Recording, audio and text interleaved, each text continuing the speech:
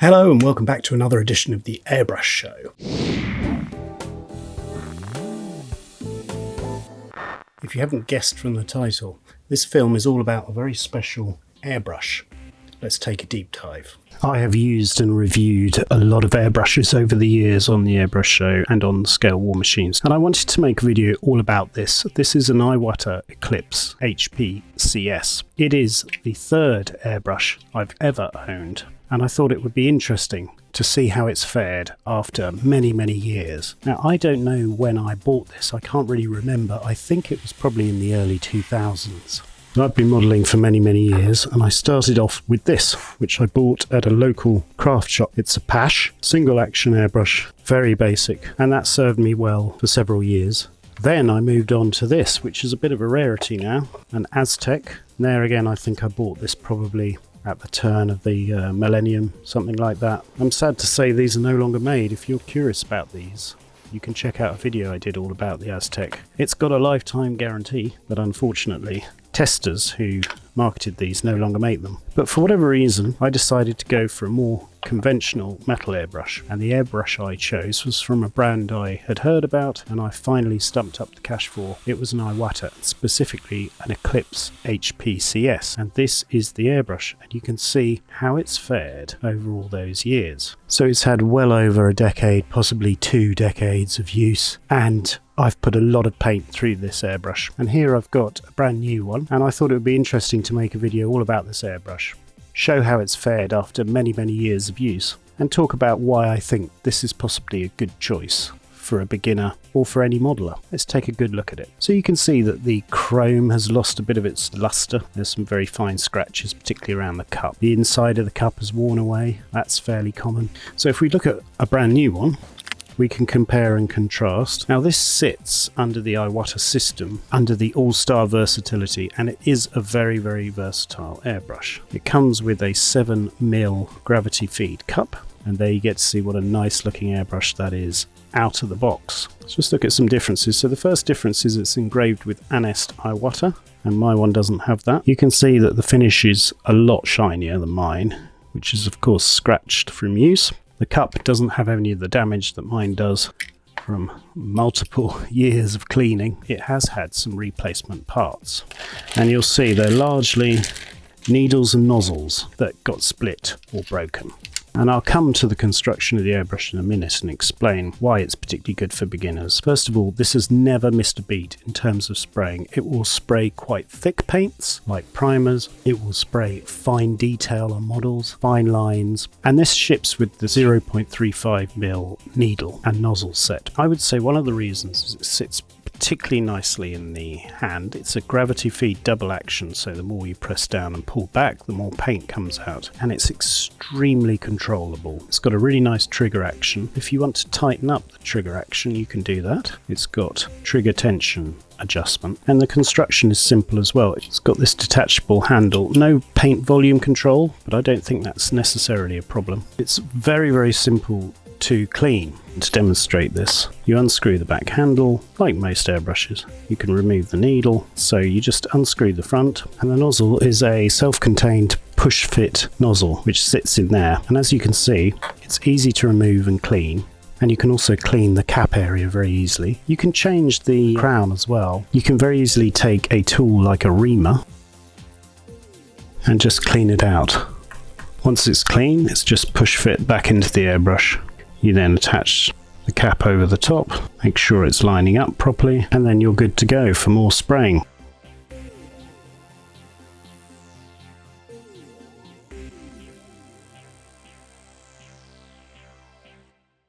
I think a key decision with your airbrush choice is parts availability and support.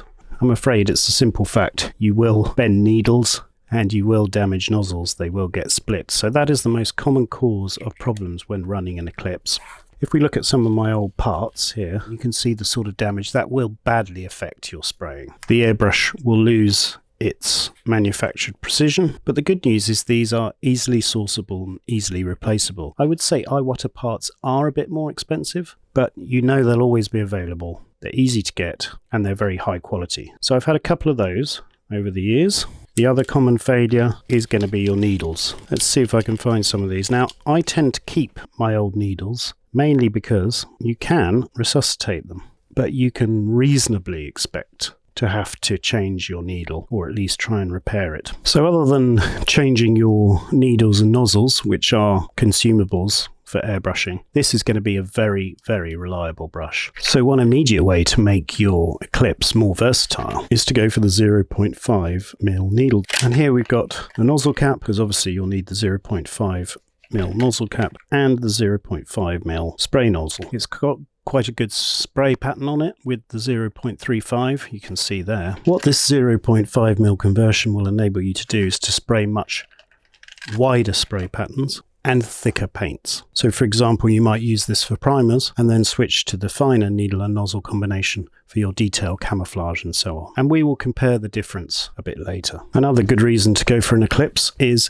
it's really at the center of the whole Iwata range. It's been there for donkey's years, and you can get it in a variety of different shapes and forms and flavors, including a bottom feed, side feed, which I've got over here, which has since been changed and replaced with the Takumi Eclipse. There's also a small cup variant with a 1/16 ounce cup, and there's also a custom variant called the Custom Eclipse. Like I say, this model has been replaced, but the side feed, for those who prefer spraying over the model, is a good option as well. And so you could look at the Takumi version of the Eclipse. The advantage of a side feed one is you can put larger cups, like so.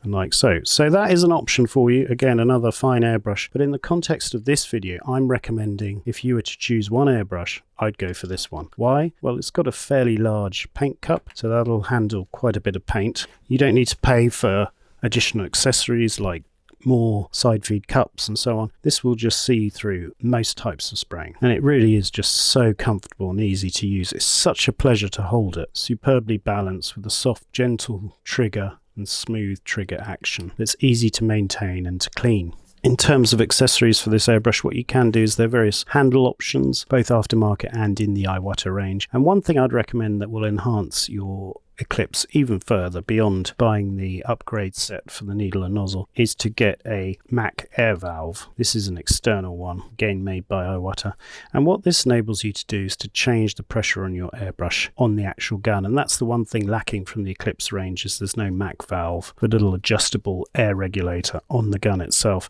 but this will solve that problem. Alright, I'll demonstrate changing the needle and nozzle set when we're using it on an actual model and running some tests. So over to the test section now, and let's see the gun in action. Okay, what I'm going to do is a quick test with the old Eclipse, some model air that I've thinned with vehicle thinners. A couple of caveats: this airbrush is not entirely clean, it's exactly as I picked it up. So that's exactly how I would pick it up at the workbench. You can see it had a bit of muck in it, but it spat that out. And it's definitely possible to do fine lines even with an old airbrush. Let's just test this with we'll compare it with their factory test card, and then we'll do the new one. So they did a bit of a thing. So not bad for a paint that I've not used in years. I just slammed in the airbrush and sprayed, and it's dirty. We'll just take the same paint and put it in the new one. The air pressure's the same, somewhere around 1.7 bar. I'll take exactly the same paint mix. But there you go, spray's just the same after almost 20 years, if not more than 20 years to be honest. I can't really see any difference there. Let's just try the finer stuff. Maybe spraying a tiny bit finer, but I would say that's pretty good. Right, let's just do a comparison of the 0.35 on the factory fresh airbrush.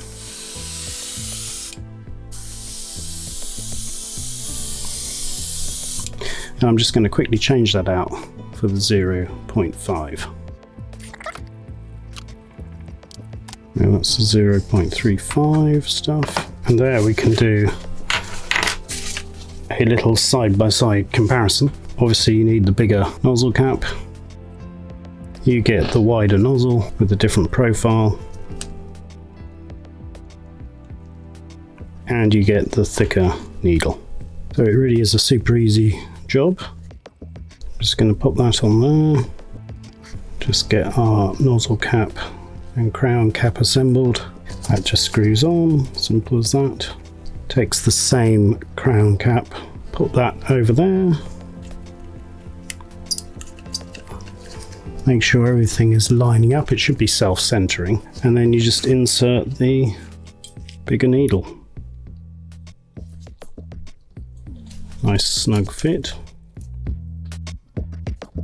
So as you can see, it's a super quick job. I'll increase the air pressure, but we should be able to see the difference here. This is undiluted. Viejo model air.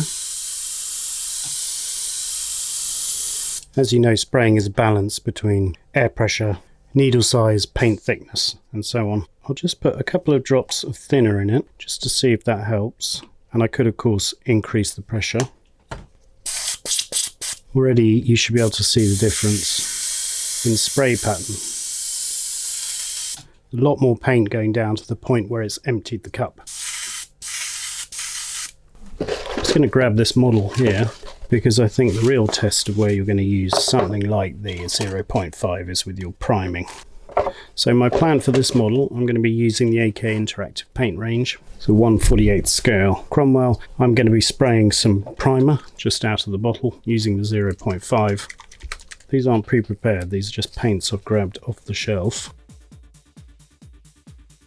So I've added just a couple of drops of thinner and increased my air pressure. So let's just get some paint on this.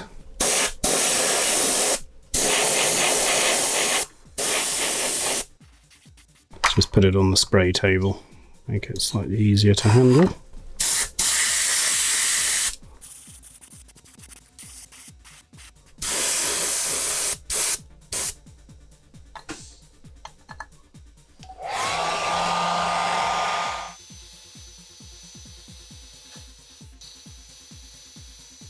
So there we go, it's given a nice primer coat. Let's just try it out with some British Dark Olive Green.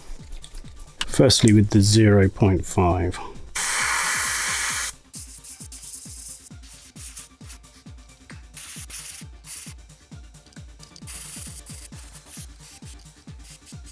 So you can see, even though the 0.5 lays down quite a bit of paint, it's still extremely controllable. And it gives a great finish. Now if I wanted to do more detail like camouflage painting, I could easily switch to the 0.35 and get the fine lines we saw earlier.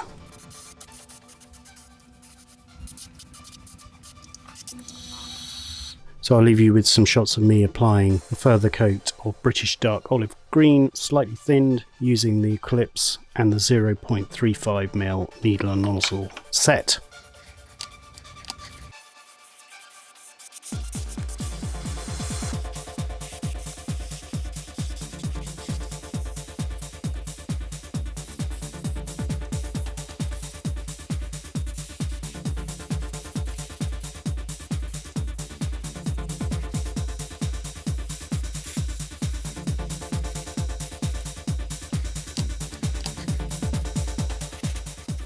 There we have it, another great finish from the dependable and reliable Iwata Eclipse. You can see it's given a smooth finish both with primer and top coat. Keep watching the channel as I'll be doing more work on this model using the AK Interactive paints and the Iwata Eclipse and Iwata Airbrush range, and I'll be featuring it in an up and coming diorama. Alright, I've got two very dirty airbrushes there, so I'm going to clean them, and of course one of the advantages of the Iwata Eclipse is it's very easy to clean. Done a video all about it, so I'll put a link.